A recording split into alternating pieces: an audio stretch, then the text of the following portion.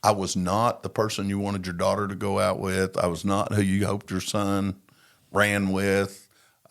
Just wasn't a good person. I don't ever remember in all of my drinking history of drinking a couple. Yeah. It was always to excess. I got in some trouble with the law. They told me they would give me 1 month in a treatment center in Yaleville, Arkansas, or I could do a year in the county jail. And my answer was, what kind of good time do they have? Because I'm not ready to quit. While in jail, I started craving drugs and alcohol very, very badly. And I had a guy intentionally break my arm so I could get pills. He said, well, it may be 2-3 weeks before we can get you a bed and you're going to die in withdrawals. I said, I'm kind of tired of living anyway. God had a plan. I just had a problem. Jeremiah 29:11 says, "For I know the plans I have for you, declares the Lord, plans to prosper you and not to harm you, plans to give you hope and a future."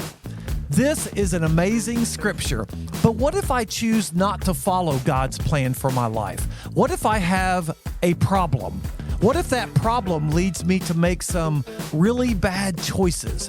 Choices that have set me on a dark path and have led me to some serious consequences. Maybe I have traveled so far down that path that I feel there is no hope for change. Is there hope for change? What's the first step? What if I've taken steps in the right direction only to fall right back into my problem? What does God think about me? Will He help me if I call to Him? Is it possible to get back on track and step back into God's plan for my life? These are the questions that I want to ask our guest today as he shares his life change story with us. I'm Eric Hutchinson, and this is the If Nothing Changes podcast. So, hey, friend, thanks for joining me today. Why don't you let the listeners know who you are? Good afternoon. I'm Bob Martin. I'm grateful to be a member of a 12-step recovery program, and I'm able today to speak with you a term that just God put in my head and on my heart one day called Godfidence. And I'm confident, faithful, and trusting God will love and take care of me, my family, and my friends. And that's one of the things I just try to live by. That is fantastic. So where did you come up with Godfidence? It was just a God deal, Eric. It just popped into my head before I spoke one night in front of a group, and I just ran with it, and it's worked for me. Oh, well, I love that. Well, listen, every story that I have on this podcast starts somewhere. So tell me a little bit about your beginnings. Where did you grow up? Where were you born? And tell me a little bit about your childhood. I was born in Tulsa, Oklahoma. My parents both worked at St. John's Hospital. I was raised in a good Christian family. My grandfather was a pastor. I had a great childhood. Oh. And I refer to myself today as a drug Baptist because I was drug every time the doors opened. I had 3 siblings. I had a sister 8 years older, a sister 13 months younger, and a little brother 3.5 years younger than me. My parents were under the impression they could not have any more children. They could not for 8 years. They bought a new car and a new house and proceeded to raise their little family. And here came the rest of us. We were poor, but we didn't know it because everybody else around us was. Both my parents worked very hard, went to work every day, and their goal in life was to provide for their children. Wow. And had plenty of fun times. We spent a lot of time at the lake. My dad and I got to play a lot of golf together. I had motorcycles. It just a lot of fun and adventure. When I look back, my future had nothing to do with my childhood. So let's talk about a little bit. I always ask people about God, and you mentioned Baptist and that you were drug into the services and all of that stuff. So tell me about that. So did you have a childhood God experience where you would say, I accepted God as my Lord and Savior and I got baptized? I mean, did that happen to you young or was that later? At 15 years old, I was saved at Falls Creek Church Camp. So God's been really good to me. So tell me, was there much conflict in your home, or would you say that's relatively normal? Very little. My parents were married 52 years when my dad passed away from bone cancer. They both agreed that through that 52 years, they fought more about me than they did any other thing combined. And that was my 12-year run with alcohol and drug addiction. So now 12 years, was that like when you were a teenager, or was that when did you start that? The abuse started at 18 when my brother was killed. Mm-hmm. I was off and running. Okay. When I look back from that point on, I didn't consciously know I had a choice to do anything different. I was running from my feelings. I didn't learn for a long time after I sobered up that I could not, and should not judge my insides by other people's outsides. Everybody else looked so normal, and I was just tormented on the inside. I wanted to always slow down. Everything was going too fast. I was in a hurry to do everything with nowhere to go. A guy described it perfectly one day in a meeting. I was aimlessly wandering nowhere. And that just describes my life. I learned that I drank and used drugs to change the way I felt. And I very seldom ever liked the way I felt. So it was just a constant, I was that hamster on the wheel. Right. And had no idea I had a choice to get off. So what was your gateway into alcohol? Because did your dad drink? Did you see, now I know you said your dad played golf and that was kind of a common thing for you guys. Where did you first take your first drink? Where was that gateway into that lifestyle? I think my very first drink was at the 9th grade prom. I went with a junior who asked me to go with her, and I thought, I'm all about this. But then it was very seldom when we got an opportunity. My friends' parents were basically like mine, hardworking, do right, go to church, and it was a small town. They kept a really good eye on us at the time. My mother, after my brother got killed, went to work at Safeway as a checker. So she checked all my friends out. She checked all the police officers out, the judge. She knew everybody. And the joke was I could run a stop sign and she would know about it before I cleared the intersection. So you didn't have much opportunity to mess up. It didn't sound like. Okay. So now you said your brother died when you were 14 or 15? He was 14, I was 18. Okay, you were 18. Okay. But you said you got saved or you asked Christ in your life at 15. Okay. So things are going along, and you would say at 15, 16, 17 before your brother died, so you just kind of maybe, did you just dabble in alcohol a little bit, go to a party every now and then? I mean, yes, and when I look back at it, Eric, what did not happen is I received Christ into my heart, but I never developed a working relationship. So are you comfortable sharing about your brother and what happened in that scenario? Are you comfortable with that? So tell me, so you're 18, he was 14. Mm-hmm. What happened? I mean, murder, I mean, that's a huge deal. I mean, it sounds to me like it wasn't an accident. Can you describe the events that happened? We lived in Owasso at the time, and he wanted me to take him to the skating rink. And I said, no, I'm busy. I got places to go and people to see. I'm not taking you. So my sister, I think, dropped him off, and my mother was going to pick him up when she got off work at Safeway. And him and a young man got into a squabble of some kind during the first session. They made him sit out. They skated the whole second session together. And after they were leaving, he was walking home with two brothers that lived right behind the skating rink. And the kid ran up and swung his skates by the laces, and the wheels struck my brother's vertebrae just in his lower neck and drove two vertebrae through his brainstem. My word. So was it instant? He was instantly brain dead, but his organs were still good. That must have been horrible. So the kid that did that, he probably didn't intend to murder him. I mean, he probably intended harm, but the murder was probably not his end result. So that had to be traumatic, not just for you and your family, but then for him and his family as well. Did he go to jail? Or, I mean, he was only 14 or 15, wasn't he? He was 12. Oh, my word. But he was sentenced to a lot of psychiatric care. His family asked permission from the court to move out of the state, somewhat because of me. I was pretty sure it needed a violent correction. And that's me just not knowing how to deal with feelings. What I discovered is I never really grieved my brother's death until I went to treatment at 29. Carried a lot of anger. Anger would turn into bad behavior.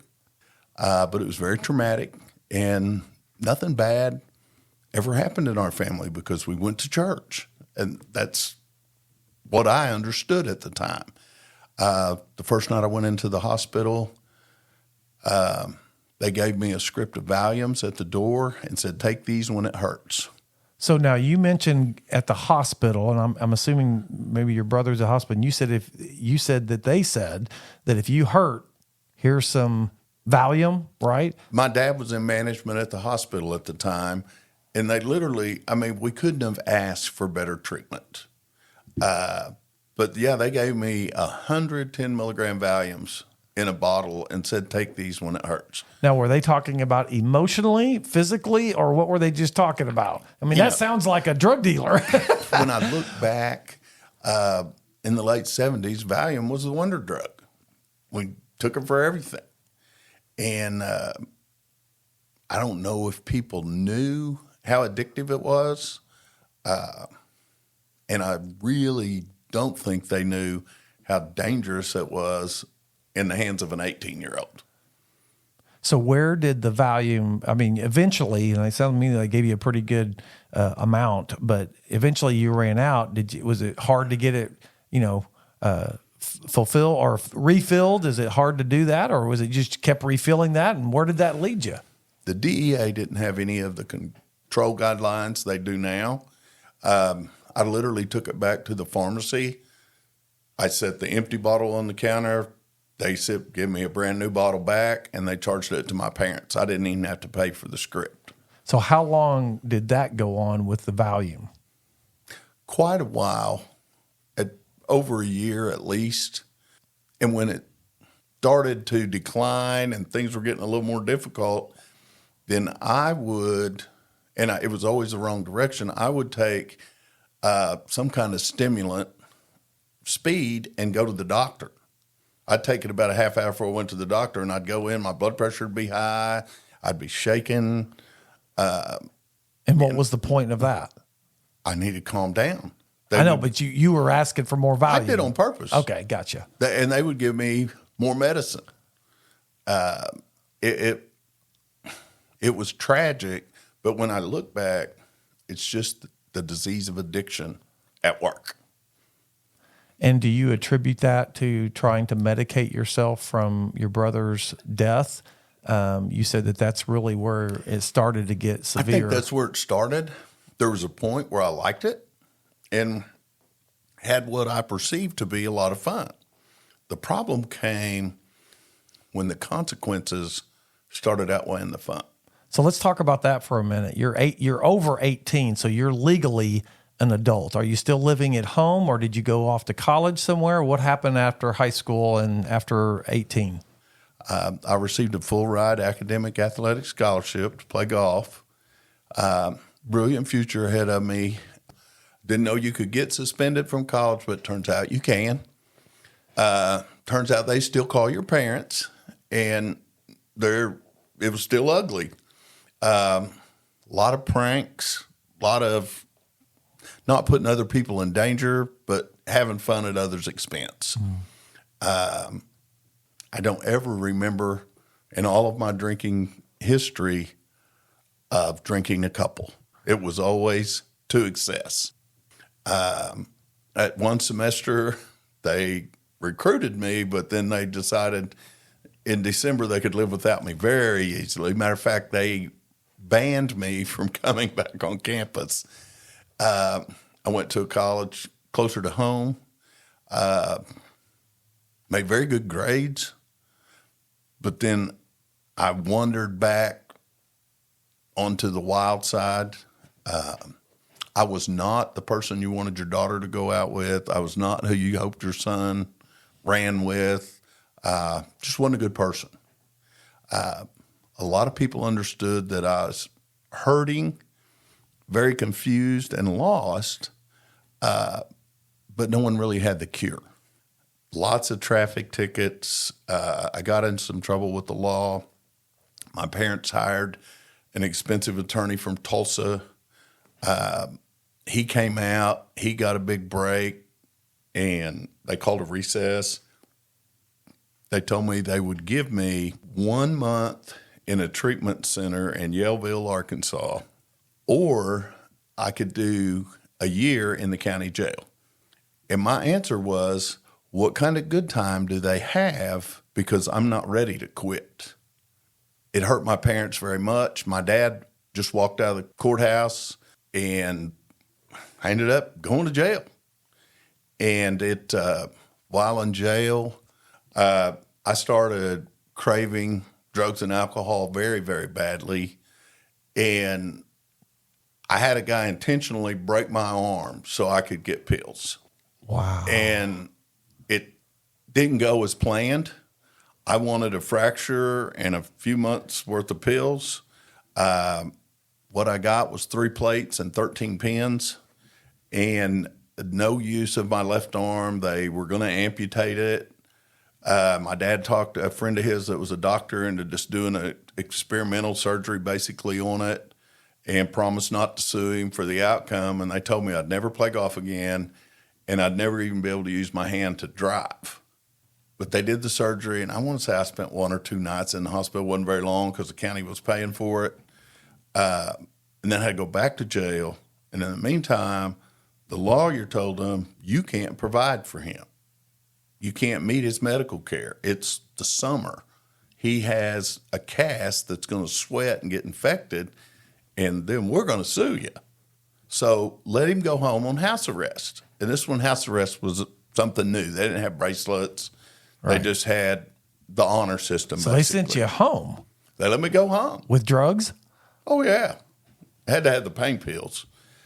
I was home maybe 2 nights, possibly 3. And a girlfriend of mine called and said she just bought a new 78 Indy pace car Vet. And if I could sneak out, she'd swing by and pick me up, and we'd go for a drive. So at 12:30, it was after midnight, I snuck out. Her and I go for a drive. I'm driving her car, going way too fast. Here come the red and blue lights, and I'm on house arrest. So I run from them because I'm in training to be a NASCAR driver in my mind. And when we started going down a gravel road, I just stopped. I said, we're not tearing this car up. I can't do this. And I got out, and the police officer said, why didn't you just stop? I would have taken you home. You know that. He goes, I've got more people coming from more directions than you want to know about. And I said, I'm sorry. He says, you just keep being your own worst enemy. And I still remember that. And so then they put me back in jail and didn't care if my arm rotted off. I was only there about another month or so when I was out. It didn't change anything. It made it worse. Rebellion set in at that point. I I just proceeded to in and out of trouble. At the very end of what I called my worst drinking and drug abuse, I had a sleeping bag and a car, and I slept in an abandoned house just so I could keep going. I collected uncollectible drug debts, was my livelihood. That's how I supported my habit. So what age were you then? Was that before you said you at 29.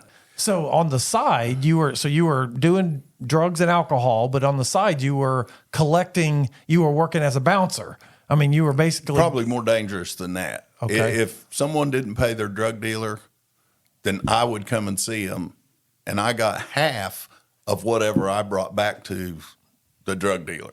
So there were some pretty bad confrontations. There's some really, really dangerous places with dangerous people. And God, when I looked, God just looked over me.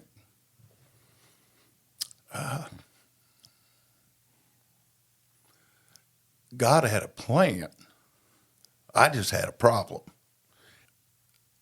At 29 years old, I was involved with this lady. She became pregnant. She told me if I didn't sober up, I was never going to see that boy. And I believed her. When she told me that, I ended up going to treatment. I went to my parents' house, which I was banned from at the time. My mom and dad, the standard argument was, if you'd quit going to get him, he'll quit going to jail. Let him sit there. And she just would tell him, that's your only son. How can you say that? And that's what they argued about. And so I came into their house one Friday morning at about 7:30, 8 o'clock. They were sitting at the table having breakfast. And my mother said, you need to leave now. You're not welcome. We told you, and it's obvious that you're not right. You need to leave. I said, but I need help. And she said, you're an ambitious young man. You'll find it. But I'm done. You need to leave. And the long and short of my recovery was my mother. I quit when my mother did. And I've had to tell several mothers through the years, leave that boy alone and let me try to help him. And quit rescuing him. And he'll get it. But it had to be where my own mother gave up on me. I've been called some bad things. I've been called some true things. But when your own mother gives up on you, you're at the bottom of the barrel. My dad says, wait a minute. I've been waiting a decade to hear that kid ask for help. We need to do something. And she looked at him, and I remember that look on his face like, oh, here we go. And they took me to a treatment center in Tulsa that was inside a hospital in an abandoned wing, and it was fully state funded. And I went in to be screened. And the guy told me, he said, you are entirely too sick for us to help you here. You must go be detoxed in Stillwater. I said, I never liked Stillwater. I'm not going to Stillwater. He said, well, it may be 2 or 3 weeks before we can get you a bed, and you're going to die in withdrawals. I said, I'm kind of tired of living anyway. I'm just done. And he said, please have your parents take you to be detoxed. That's all I can tell you. He goes, and call here every day and check on a bed. And I went back downstairs, and my parents said, what'd they say? Well, they said it'd be 2 or 3 weeks before they get a bed, and for me to call them every day. I chose to omit the detox part. So they took me back to their house, and for 4 days, I went into full drug and alcohol withdrawals, DTs, all the above, hallucinations, a very, very bad time. And today, thank God, I still remember it. And I started calling that treatment center. And the lady would tell me, same lady, receptionist, answered every time. And she said, I don't have a bed today, but I've marked you down as checked in. And she said, but drink orange juice and honey and know that I love you.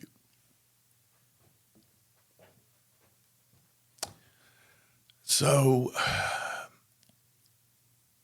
I did it till the bed came open.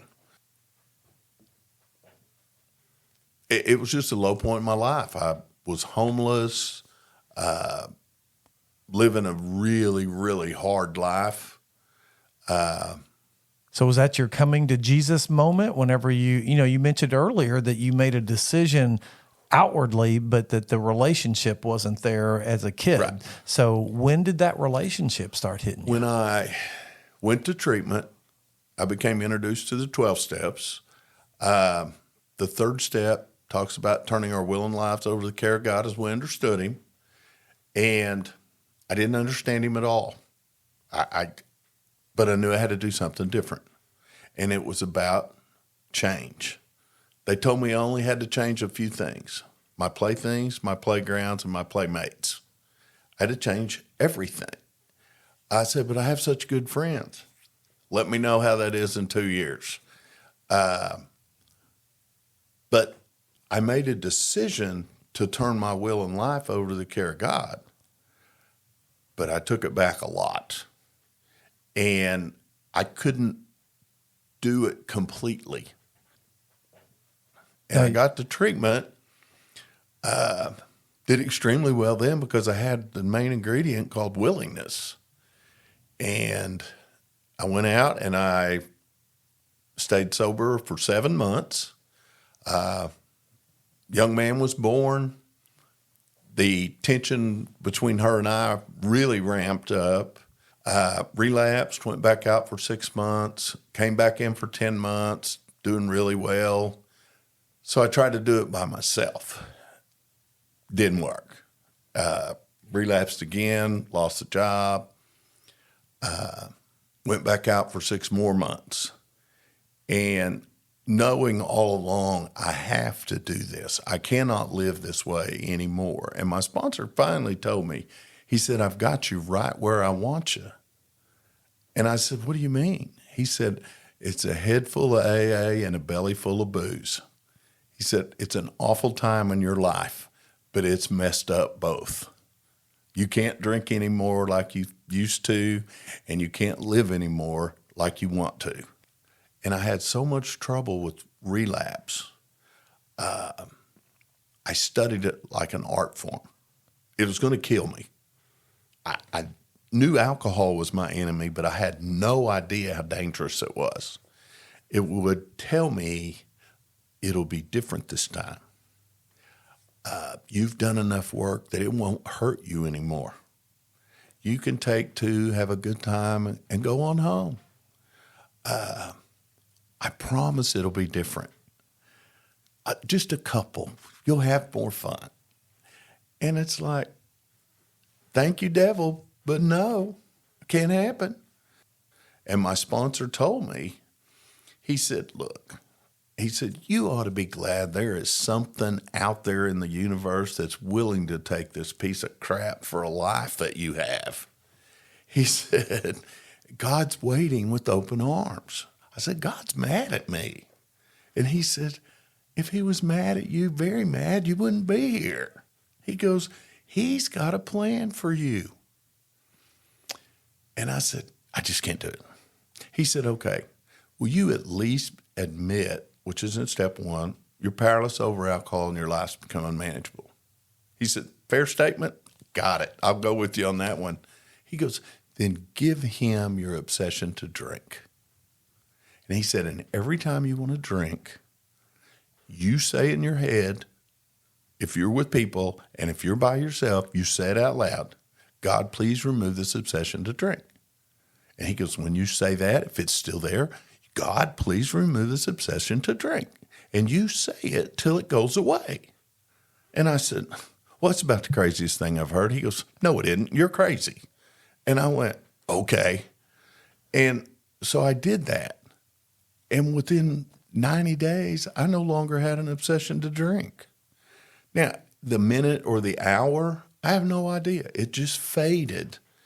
And today, when I have a thought of drinking, because I think every alcoholic does, it's almost a snicker and a laugh like, yeah, we know how that'll work out. Go ahead and try that someday.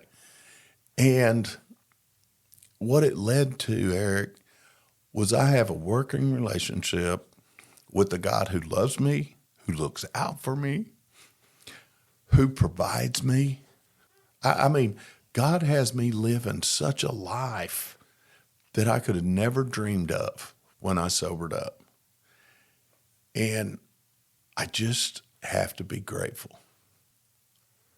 Never had any one person ever, and I ask a lot, no one was ever grateful before they relapsed.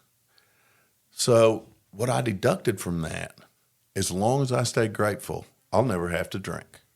And if I don't drink, I got a chance. To me, gratitude, God is the number one being in this relationship, but gratitude is the number one ingredient. By the grace of God, alcohol and drugs have beaten me for the last time. I'm still an alcoholic. I'm still a drug addict. And as long as I don't mess with alcohol and drugs, not a problem. So how long have you been sober? Since 29? Simply by the grace of God, since 31 years old, I've got 33 years of sobriety. Praise God. I have to go to meetings, go to church, pray, work with other alcoholics. I help a lot of elderly because I know a lot about that industry. And I have to do all those things to keep me grounded in the fact that I'm a child of God. I matter. Amen. So what happened to your son? Did you ever see him again? So she ended up hiding him and keeping him away from us. I met him when he was 16 years old. She was the only one that had the pieces. He thought another man was his dad, had no idea I even existed. He's got his own family and little girl now. Him and I still have a lot of problems. We've had some really good times, and we've had some really ugly times. Unfortunately, right now, I think he's doing some things to make his own testimony, and there's not much I can do about that.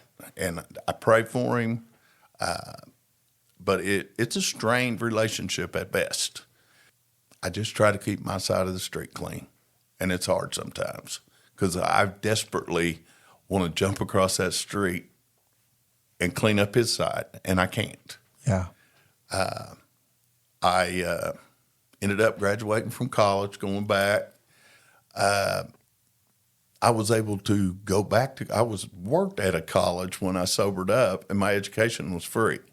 So I went back and ended up graduating sober. I put a rush on my college degree, and I graduated when I was 35.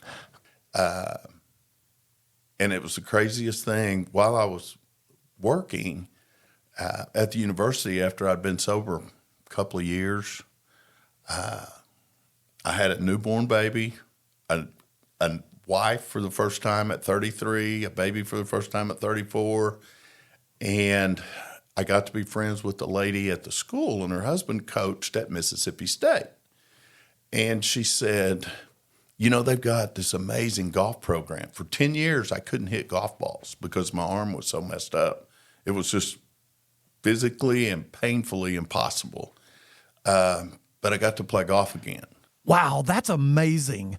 Well, I know you went on to run and manage several nursing homes during your business career. Now you're retired, and God is using you as you serve in your church and other ministries. Now we need to wrap up, and so because of time, I want to ask you, do you have any last words before we close up today? I'd like to close, Eric, if I could. It's probably I love my one-liners because they saved my life. When I couldn't comprehend what they were saying in meetings, I couldn't understand what the book was saying, I could write down one-liners, and accumulated a large number of them. But one of the ones that I think applies today most, the work we do on ourselves becomes our gift to everyone else. Make a gratitude list every day. And if you got to make one 5 times a day, grateful people don't drink. They just don't. So I want you to read your Godfidence again, and we'll end with that. Godfidence is I'm confident, faithful, and trusting God will love and take care of me, my family, and my friends.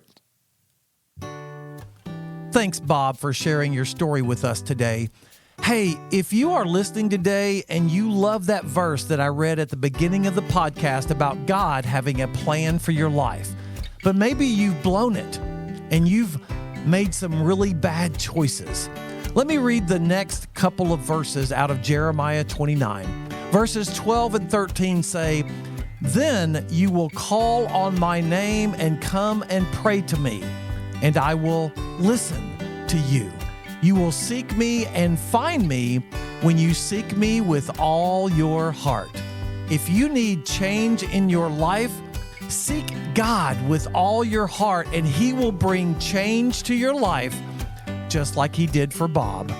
Because if nothing changes, nothing changes. See you next time.